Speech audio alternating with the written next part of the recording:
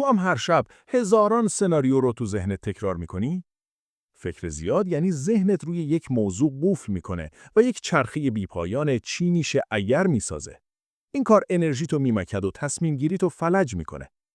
ولی خبر خوب اینه که میتونی با 3 قانون ساده از این چرخه فرار کنی. قانون اول، تخلیه ذهنی. همه فکرها و سوالها رو روی کاغذ بنویس، نه تو ذهنت. نوشتن چرخه فکری رو میشکنه و مغزت رو آروم میکنه.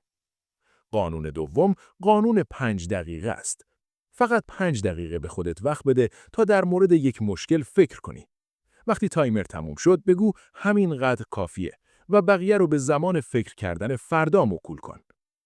قانون سوم، حرکت کنه.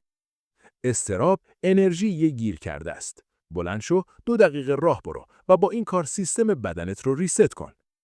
اگر این راهکارها بهت کمک کرد، حتما سابسکرایب کن تا ویدیوهای بعدی رو از دست ندی.